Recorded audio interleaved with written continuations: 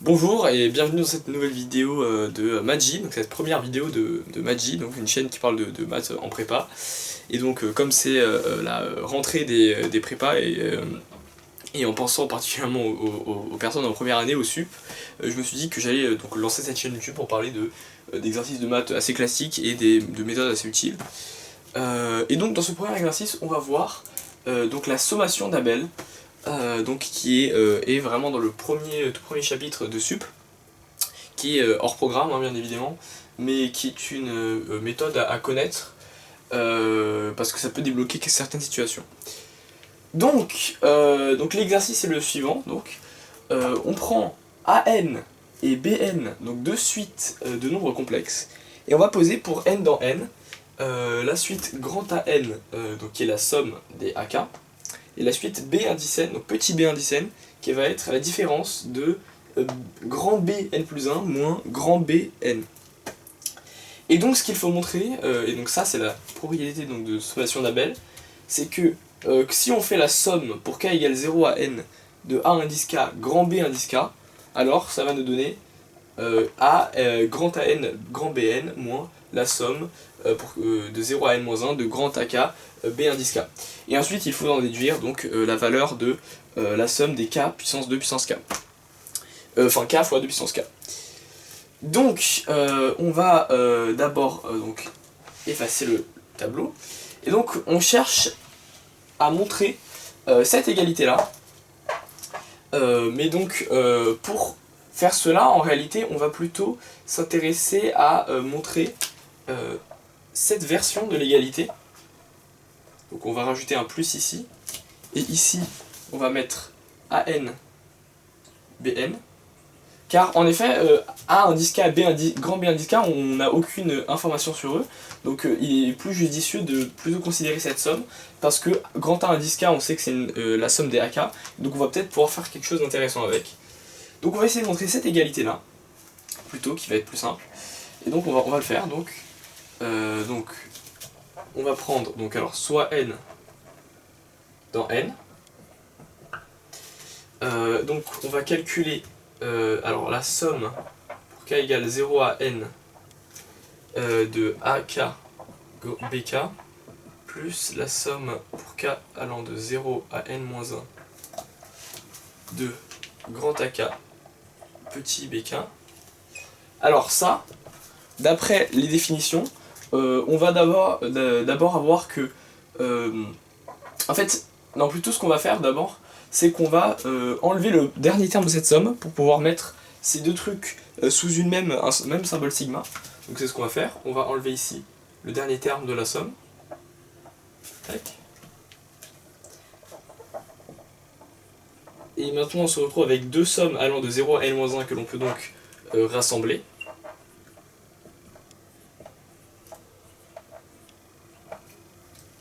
Très bien. Maintenant on peut juste remplacer A indice K par sa définition. Donc pour cela on va juste donc dire que alors A indice K ça va être la somme et B indice K aussi on va le remplacer. Donc là on va avoir la somme pour I allant de 0 à K des A indice I. Le I étant muet, étant une variable, enfin pas muette mais si muette en fait. Qu'on mette I ou K c'est strictement la même chose en réalité. Il faut juste que ce soit une variable différente de ce qui est en dehors, donc K. Et donc ça va être fois BK plus 1 moins BK.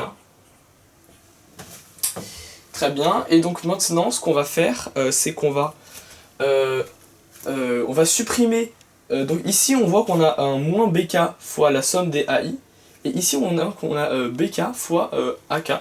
Donc en réalité on remarque que le dernier terme de cette somme va se supprimer, et donc on va se retrouver avec du... Alors attendez, je vous l'écris. On va se retrouver avec quelque chose comme voilà, on va se retrouver avec du BK facteur, donc moins BK facteur de somme pour I allant de 0 à K-1 de A indice K plus, donc ça en dehors de la somme, plus plus bk plus 1 fois la somme pour i allant de 0 à k de A indice i. Et maintenant, on va reconnaître un télescopage, parce qu'en effet, si on regarde bien, ici, on a la suite B indice k, somme pour i allant de 0 à k ai, évaluée en k, et ici on l'a évalué en k-1. Donc on va reconnaître ici un télescopage, et donc en faisant cette somme télescopique, donc je vais juste effacer la suite du tableau, non pardon, je suis passé au-dessus, comme ça. Donc en écrivant le télescopage, on va voir que ça donne du AN BN plus, donc alors le dernier terme, ça va être, puisqu'on est en n-1, ça va être du BN fois la somme pour i allant de 0 à n de A indice i. Et ensuite le premier terme, ce sera moins, alors donc du coup le premier terme ce sera moins B0 fois une somme allant de 0 à moins 1, et donc du coup ça donne 0. Donc en réalité le premier terme n'apparaît pas. Et donc en combinant ces deux choses là, ah oui donc là la somme elle va jusqu'à... attendez, elle va jusqu'à où? Elle va jusqu'à n-1 pardon. Et donc en combinant ces deux choses là on obtient bien que ça c'est égal à Bn fois la somme pour i égale à 0 jusqu'à n de A indice i, parce que du coup ça c'est le dernier terme, enfin le nème terme de cette somme là, on va le rassembler, et du coup d'après la définition ça nous donne que c'est égal à A indice n fois B indice n. Donc ça c'est pour la première question. Cette propriété d'Abel, donc cette sommation d'Abel, elle est assez utile quand on a des sommes produits, donc bah, c'est ce qu'on a exprimé en réalité. Ce qu'on voulait exprimer c'était la somme de A indice k fois grand B indice k, et donc on a pu l'exprimer en fonction de ces autres suites, et ça peut, assez rarement tout de même, mais ça peut être bien de garder ça en tête, parce que ça peut donner des idées, ça peut donner des idées pour débloquer une situation avec des sommes. Donc voilà. Et ensuite on va s'attaquer à la deuxième question, qui demande d'appliquer la propriété d'Abel à la somme k fois 2 puissance k. Donc attendez, je vous le fais. Donc on va maintenant s'attaquer au deuxième exercice. Donc attendez, je vais juste effacer ça. On va maintenant s'attaquer au deuxième exercice. Donc et donc il faut utiliser cette propriété de la sommation d'Abel pour débloquer cette somme là et donc trouver une valeur.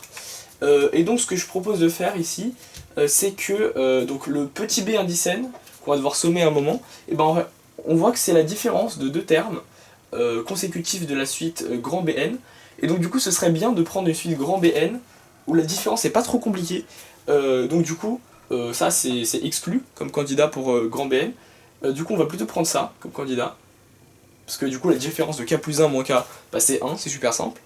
Et donc on va prendre A indice k comme l'autre terme. Et en plus ça tombe bien, on sait calculer la somme des 2 puissance k grâce à la formule de des sommes géométriques. Donc on va donc utiliser notre propriété d'Abel. Donc ça c'est égal à grand A indice n. Donc du coup grand A indice n c'est la somme pour k est égal à 0 jusqu'à n des A indice k. Mais du coup c'est 2 puissance k ici.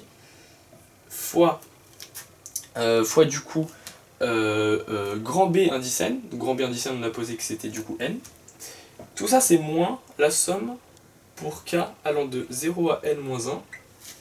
Et ensuite ici, donc on a, d'après l'exercice précédent, que ça va être égal à petit b indice n, donc c'est-à-dire k plus 1 moins k, enfin petit b indice k, et le tout fois donc grand A indice k, donc ce qui est égal à la somme pour i allant de 0 jusqu'à k des 2 puissance i.